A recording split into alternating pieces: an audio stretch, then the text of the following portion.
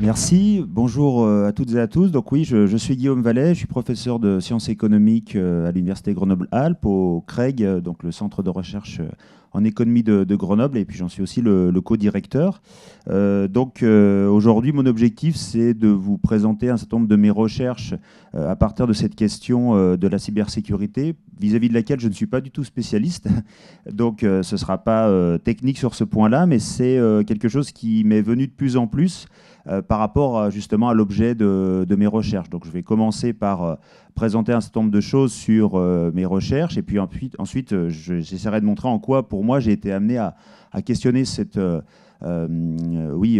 sujet de la cybersécurité, et puis de focaliser un petit peu plus sur deux points, mes travaux sur le monde des banques centrales, on va dire la monnaie au sens large, et puis plus récemment, tout un ensemble de travaux sur une nouvelle forme d'économie qui apparaît aujourd'hui, qui me semble vraiment centrale pour le futur, c'est-à-dire centrale pas forcément, enfin si, quelque part, peut-être pour des enjeux de santé publique, mais centrale de fait.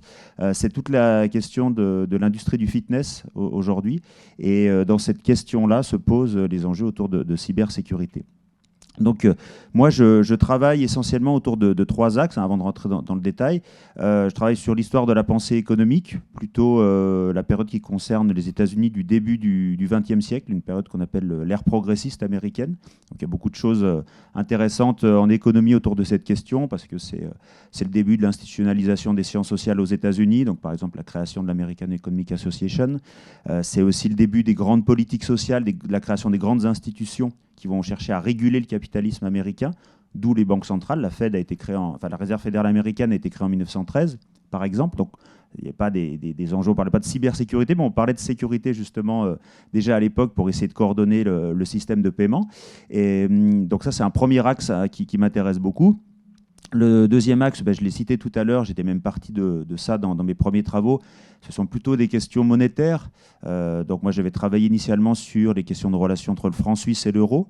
Une époque où, c'est toujours le cas, mais là où la Suisse n'appartenait pas à l'Union européenne, et voilà, essayer de chercher à comprendre quelles étaient les conséquences sur le taux de change entre le franc suisse et l'euro. Et puis c'est comme ça que petit à petit, j'ai élargi le spectre et que je me suis intéressé beaucoup plus à la Banque nationale suisse, et puis plus largement, petit à petit, aux autres banques centrales, pour essayer de comprendre de l'intérieur le mode de fonctionnement de ce milieu, à la fois sur le plan technique, je dirais, et puis à la fois aussi sur le plan sociologique, puisque c'est un milieu particulier, on va dire le milieu des banquiers centraux.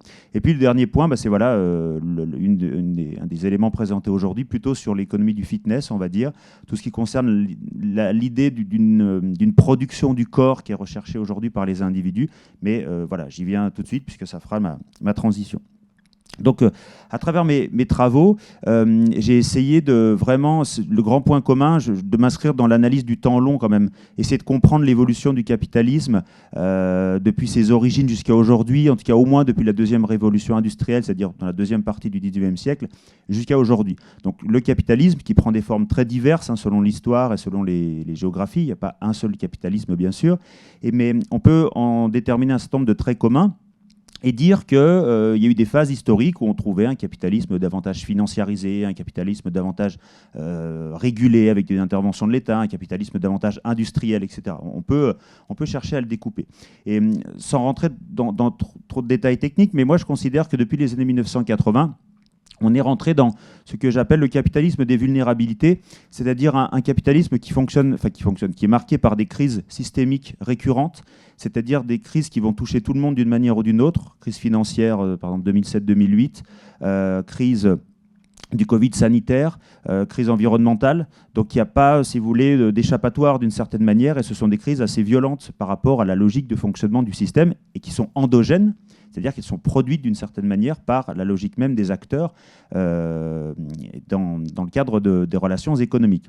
Deuxième élément important, je pense que il y a derrière tout, alors encore une fois, toutes les définitions possibles, mais il y a quand même une phase orientée autour de ce qu'on appelle le développement du néolibéralisme, qui valorise la culture de marché, qui valorise l'idée de s'inscrire dans une logique entrepreneuriale, l'idée aussi que l'État doit se désengager en tant que régulateur, il ne doit pas disparaître, mais il doit accompagner le marché, à l'intérieur de ses propres administrations d'ailleurs, et pour favoriser le développement des entreprises et cette logique un peu business. Et donc, dans cette situation-là, on a des conséquences importantes pour moi. On a une accentuation très très forte sur l'idée d'une responsabilité individuelle. C'est à toi de te construire, c'est à toi de trouver les clés, comment dire, de trouver des ressources suffisantes pour lutter contre ces vulnérabilités produites par le système. Ce n'est pas le système qui va t'aider, c'est à toi de t'entreprendre. Les politiques publiques, je l'ai dit tout à l'heure, elles ne disparaissent pas, mais elles cherchent vraiment à davantage accompagner les individus. On parle beaucoup d'incitation en économie, non pas simplement pour dire que tout doit venir de ces politiques publiques, mais elles doivent trouver des moyens de guider les individus dans certaines formes de comportement et pas dans d'autres. Et puis, bien sûr, comme dans toute phase du capitalisme, on a toujours je dirais, un support technologique important. Ici, de plus en plus, ça a été l'Internet et la digitalisation. Pourquoi ? Parce que l'individu étant renvoyé à lui-même, c'est à lui de se construire, c'est à lui d'aller chercher de l'information pour répondre à ses attentes et chercher à lutter contre les vulnérabilités, ou des nouveaux acteurs apparaissent pour vendre de l'information, pour donc répondre à ces nouvelles attentes dont j'ai parlé tout à l'heure, en lien avec la plus grande responsabilité individuelle. Donc c'est dans ce cadre-là, par exemple, que moi, dans mes travaux sur les banques centrales, on a pu voir que des banques centrales qui, pendant la période contemporaine, au début des années 80, étaient très centrées sur l'idée assez unique de lutter contre l'inflation, la soi-disant nécessaire stabilité des prix, préserver la stabilité du système de paiement. C'est logique pour elles. Mais déjà, quand on regarde d'un point de vue historique, on voit que en fait, les missions des banques centrales ont largement évolué au fil du temps. Ce qui paraissait une évidence aujourd'hui, en disant on n'a pas le choix, c'est notre mission, et puis il n'y a pas d'alternative. Quand on regarde déjà d'un point de vue historique, quand la Fed a été créée en 1913, quand la Banque nationale suisse a été créée en 1907, on parlait très peu de stabilité des prix, par exemple. Il y avait d'autres enjeux. Donc il y a aussi un construit historique de cette centration sur la stabilité des prix. Bon, c'était une petite aparté. Et qui a montré que après une période jusqu'au début des années 2000, on a parlé pour les banquiers centraux de période de grande modération. En gros, j'exagère pour eux, mais il ne se passait rien. Il y avait de la croissance dans certains pays et pas d'inflation. Donc ça montrait qu'ils étaient vraiment reconnus et que leur expertise était intéressante pour la mission qu'il aurait donnée, c'est-à-dire produire ce bien public au service de la société. Il a été sacrément mis, ce système-là a été sacrément questionné à partir de la crise de 2007-2008, parce qu'ils ont dû chercher à sauver le système d'une manière ou d'une autre, en particulier face à l'inaction des pouvoirs publics parfois. C'était le cas en Europe. On voyait qu'il y avait à un moment donné ce qu'on appelait la crise grecque en 2012. Il n'y avait pas d'action collective, et c'est Mario Draghi, qui était le gouverneur de la Banque centrale européenne à l'époque, qui a dit voilà, maintenant je vais faire tout ce qu'il y a à faire pour sauver la situation. C'est à partir de ce moment-là que les choses ont vraiment changé positivement. Mais quand on y pense, Mario Draghi est quelqu'un qui n'était pas élu démocratiquement, qui était en charge théoriquement aussi uniquement de la stabilité des prix, enfin une hiérarchie, mais en tout cas davantage en matière de stabilité des prix, et qui a élargi de fait ses missions. Donc on peut dire, et c'est le cas dans d'autres zones monétaires mondiales, que les banques centrales ont renforcé d'une certaine manière leur pouvoir en élargissant leur action, leur spectre d'action avec la nécessité des crises. Et c'est ce qu'on appelle dans le jargon d'économistes en particulier, elles ont renforcé leur rôle de prêteur en dernier ressort. C'est-à-dire quand plus personne fait confiance aux autres acteurs, c'est à la Banque centrale de chercher à fournir des liquidités dont les acteurs ont besoin, les banques, certes, mais également de plus en plus des entreprises privées. Et là, les banques centrales, depuis le Covid, c'était le cas de la Réserve fédérale américaine, on cherchait même à être des faiseurs de marché en dernier ressort, c'est-à-dire créer des tendances de marché pour orienter les acteurs et éviter qu'il y ait des crises spéculatives, en fait. Donc, chercher à rassurer. Et ça pose quand même un certain nombre de questions, parce que, par exemple, la Réserve fédérale américaine avait prêté à des grandes entreprises, des GAFAM, directement de l'argent. Donc, ce n'est pas simplement une transaction où on signe un papier. Ça veut dire que les réseaux de circulation des liquidités de la Banque centrale, qui sont hyper sécurisés, sont mis en contact avec des réseaux d'entreprises privées mondialisées, avec tout ce qui va derrière. Donc ça, c'est une nouveauté aussi pour les banques centrales. Et c'est pour ça que, voilà, moi, ça m'intéresse, mais je suis très encore novice sur les questions techniques à ce point de vue-là. Mais en matière de régulation, c'est intéressant parce que ça pose la question de savoir comment les banques centrales gèrent cette façon de se coordonner avec des nouveaux acteurs, ce qui n'était pas du tout le cas mondialisé, ce qui n'était pas du tout le cas dans les décennies précédentes. Bien sûr aussi, on a vu de plus en plus, je dirais, de possibilités de contestation du monopole d'émission monétaire de la Banque centrale. C'est-à-dire que un certain nombre de crypto-monnaies se sont développées dans le monde avec des intentions plus ou moins contestatrices soit pour dire, ben voilà, c'est un nouvel espace monétaire qui n'est pas concurrentiel avec la monnaie nationale. Il l'accompagne, il facilite les paiements, etc. Pourquoi pas, bon. Mais dans d'autres cas, bon, l'exemple le plus historique là-dessus, c'est le Bitcoin en particulier, c'était non, nous on veut un système différent en dehors des banques centrales, en dehors de toute idée de régulation et de monopole, bref. Et donc ça aussi, ça a fait évoluer les banques centrales en matière de régulation, en matière de sécurisation des systèmes de paiement, parce qu'il y a forcément des entrelacements entre tous ces réseaux. Et en particulier, ce qui est beaucoup débattu aujourd'hui dans les banques centrales, c'est la possibilité de créer des monnaies digitales de banques centrales, la possibilité aussi de savoir comment on les adosse à d'autres, etc. Donc c'est vraiment un sujet assez, je dirais assez récent dans le milieu des banques centrales. Voilà. Donc voilà ce premier volet de recherche intéressante que j'aimerais développer. Mais je répète, moi je suis plus là pour essayer de comprendre ce que peut représenter la cybersécurité sur le plan de la régulation, même si je devrais me confronter sans doute avec des aspects techniques. Mais voilà, c'est encore balbutiant là aussi pour moi à ce niveau-là. Et puis, je pense que j'ai encore du temps. Donc le deuxième axe où j'ai beaucoup plus creusé, je dirais en tout cas en matière de recherche, mais là aussi avec des questions de cybersécurité qui m'intéressent et qui apparaissent vraiment comme quelque chose vers lequel je vais devoir me confronter davantage, c'est tout ce qui concerne la question de la fabrique du muscle. Donc c'est un ouvrage que j'ai écrit il y a 3 ans. Maintenant, et qui me paraissait important parce que dans cet ouvrage-là, j'ai vraiment cherché à avoir un regard d'économiste. Alors, ce n'est pas un ouvrage technique, hein, c'est vraiment un ouvrage, un essai d'une certaine manière, mais c'était pour réfléchir autour de cette question-là, pour partir de quelque chose qui était parti d'un certain constat, un engouement massif pour les pratiques de développement corporel, et qu'on constate en France, qu'on constate en Europe. Alors, ce n'est pas nouveau du côté des États-Unis, etc., mais en tout cas, ça l'est sur notre continent. Et puis, ça l'est aussi de plus en plus dans des pays émergents, dans des pays en développement, qu'on peut voilà, considérer comme nouveaux marchés de ce type de fabrique de muscles. Pourquoi fabrique a été choisi? Pourquoi ce titre a été choisi? Pour 2 raisons. La fabrique me paraissait importante parce que je me disais, derrière, il y a une logique économique, il y a une volonté de transformer et de produire de la matière. Comme on pourrait dire, voilà, on veut une automobile à la sortie de l'usine, il nous faut telle matière première, il faut qu'on s'organise et il faut qu'on coordonne tout ça pour produire ce véhicule et le vendre après sur un marché. Donc cette logique-là, elle est vraiment présente, je pense, dans la façon dont les individus s'entreprennent aujourd'hui, et c'est en lien avec ce que j'ai dit tout à l'heure sur le capitalisme des vulnérabilités. Et puis, il y a aussi pour moi tout un culte un peu plus sociologique, mais de l'univers de la salle, la fabrique au sens de lieu. Il s'y passe quelque chose, on y va pour se transformer. Enfin, il y a beaucoup d'éléments qui sont en jeu et qui m'intéressaient aussi dans cette logique. Pourquoi? Parce que face aux vulnérabilités, je pense que contrairement aux années 90, aux 2000, où on avait pu avoir dans certains secteurs seulement, mais une mode du bodybuilding, on va dire. Aujourd'hui, pour moi, on assiste beaucoup plus à un retour de ce que j'appelle le muscle fonctionnel, c'est-à-dire un muscle cercle qui va se voir, c'est important dans les réseaux sociaux, etc., etc., on pourra peut-être y revenir, mais c'est un muscle qui sert à quelque chose parce que justement, il faut se protéger contre des vulnérabilités potentielles. Engouement pour le crossfit, engouement pour l'Irox, engouement pour toutes ces activités où on mêle des techniques militarisées, où le muscle doit être prêt à réagir, on doit pouvoir faire une traction, si, je sais pas, s'il y a un éboulement, s'il y a un effondrement, si on se fait attaquer dans la rue, on doit réagir vite, se servir de son muscle. Donc tout ça montre un engouement très très fort qui dépasse tous les clivages. Alors il y a toujours des différences hommes-femmes selon les catégories sociales, etc. Mais c'est vraiment pour moi une lame de fond très très importante. Et donc dans cette économie, la digitalisation, elle est vraiment au cœur de tout le process maintenant. C'est vraiment un segment qui est devenu, un segment de marché, un secteur économique qui est devenu très dynamique, très innovant. Je vais y revenir. Parce qu'il y a l'univers des salles, donc je mettrai quelques données juste après pour vous donner une idée, mais il y a tout ce qui gravite autour, des machines, des fabricants de machines, dont des fabricants de machines, par exemple français ici, qui mettent en avant le Made in France, qui utilisent beaucoup de technologies, etc.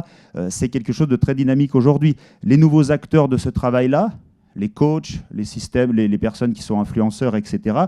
Et je pense que c'est très marquant chez les plus jeunes générations, parce que pour eux, justement, c'est une nouvelle façon de devenir entrepreneur avec des coûts d'entrée sur le marché qui sont dans leur esprit très réduits. Je sais pas, il y a 50 ans, devenir comme Schwarzenegger en termes d'acteur vidéo, il aurait fallu aller à Hollywood, connaître des gens, prendre sa cassette VHS pour les plus anciens, etc. C'était trop coûteux. Là, aujourd'hui, l'idée de poster quelque chose sur un réseau social et d'espérer des likes, etc., le coût d'entrée est devenu très, très faible. Donc, il y a une démultiplication des désirs autour des nouvelles formes entrepreneuriales qui est aussi intéressant, avec tout ce qui va avec derrière, une mise en concurrence, une forme d'ubérisation de tous ces acteurs, parce que très peu de coachs en fait en vivent vraiment bien, quoi. Il y a vraiment une logique même de précarisation très forte dans ce milieu. Bon, c'est un peu la plus large, mais en tout cas c'est le cas. Et puis bien sûr, tout l'univers des produits nutritionnels qui a beaucoup changé. On est devenu vraiment marqué par cette culture de la performance, cette culture aussi, je dirais même... Je pense qu'on continue à vivre une culture de l'américanisation de nos comportements, puisque dans chaque phase du capitalisme, il y a toujours une économie dominante avec sa culture, et on retrouve des comportements très américanisés qu'on ne voyait pas en France il y a 10 ans. Avoir des étudiants qui ont un shaker de protéines en cours, des étudiants qui ont des vêtements de musculation, des étudiants qui sont contents de montrer leur carte du gym, entre guillemets. C'est tout un ensemble de facteurs qui est nouveau par rapport à la culture française et qui fait partie du processus. Bon. Là, c'était simplement quelques données pour montrer un petit peu la croissance du marché. Ça, c'est en Europe, ça, c'est les salles présentes en France, parce que c'est pareil, ça illustre bien la logique du capitalisme. En fait, vous avez l'impression qu'il y a beaucoup d'acteurs, mais en fait, c'est très, très concentré, c'est devenu très, monopolisé par certaines firmes. Et ce qui est intéressant, c'est là qu'on voit que les flux aussi sont devenus mondialisés dans ce secteur. On est passé d'un marché, je dirais, de passionnés dans les années 90-2000, où c'était l'ancien champion qui ouvrait sa salle, où il y avait la salle municipale, etc., à vraiment un marché d'investisseurs, en fait. Non seulement il y a des grands groupes du secteur qui sont devenus très puissants, mais vous avez aujourd'hui des groupes extérieurs à la pratique du fitness qui sont là aussi très, très intéressés pour engager de l'argent et faire beaucoup plus de profit, en particulier pour des questions d'accès à des réseaux liés à la digitalisation, et j'y reviens juste après. Alors, je n'aurais peut-être pas dû mettre autant de texte, désolé, mais c'était simplement pour... je vais commenter, puis vous pourrez lire si je suis trop long, mais il y a vraiment une place importante là-dedans à la digitalisation et qui correspond et qui crée une nouvelle forme de dynamique pour le secteur. Pendant très longtemps, on se disait, c'est un secteur de niche, pas au sens de croissance de revenus, mais un secteur, comme j'ai dit tout à l'heure, de passionnés, de gens parfois même un peu bizarres, etc. Bon, c'est pas très intéressant. Aujourd'hui, on considère que c'est un vrai secteur qui produit de l'innovation, qui crée des nouvelles formes de technicité au sein de l'économie grâce notamment à la digitalisation qui permet de valoriser davantage certaines données personnelles que les individus vont produire, parce que, en particulier, les individus qui sont engagés dans ces processus de production du corps sont très, très intéressés par tout ce qu'on appelle la gamification. C'est-à-dire que vous allez entrer dans une logique de performance, mais pour chercher aussi à vous amuser, pour chercher justement à valoriser ce que vous faites, à le faire savoir aux autres, etc. Donc, il va falloir que vous fassiez faire circuler vos propres données personnelles pour enregistrer une performance à tel instant T, etc. Et on voit que, en particulier parmi les plus jeunes générations, il y a vraiment un appétit très très fort pour avoir des applications, des outils techniques, des montres connectées. Bon, c'est pas le cas pour la mienne, mais des montres connectées pour enregistrer en temps réel, au plus précis des choses, ce que vous êtes, ce que vous faites et qui vous êtes d'une certaine manière. Donc tout ça circule en fait. Et c'est l'individu qui est certes producteur lui-même de ces données, mais qui va aussi de plus en plus les faire circuler dans les réseaux.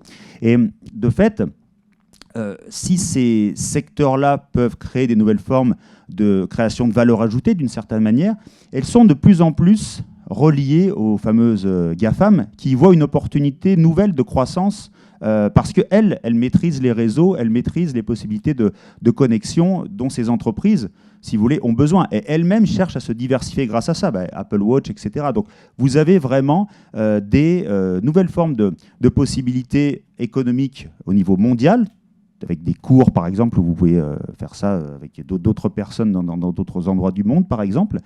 Et se pose forcément pour moi, c'est ça qui m'intéresse sur ce volet de cette recherche, la question de la régulation au sens de sécurisation des données que toutes ces entreprises du secteur vont collecter en termes de stockage, en termes de sensibilité des données, puisqu'on va donner des informations sur son poids, sa taille, sur des certain nombre de maladies possibles, etc. Sachant qu'en plus, il y a des réseaux qui sont interconnectés, mais les machines elles-mêmes sont de plus en plus interconnectées, puisque vous faites partie d'un club, vous pouvez retrouver vos données quand vous allez vous entraîner, je sais pas, à New York, et tout ça circule en permanence, en fait, si vous voulez. Donc, la question aussi qui se pose dans ce capitalisme des vulnérabilités, qui va ou qui doit réguler? Est-ce que ce sont les individus eux-mêmes, qui sont, on l'a dit, en permanence incités, mangez 5 fruits et légumes par jour, marchez 30 minutes par jour, ne prenez pas votre voiture, etc. C'est vous qui êtes entrepreneur, qui êtes responsable de tout ça.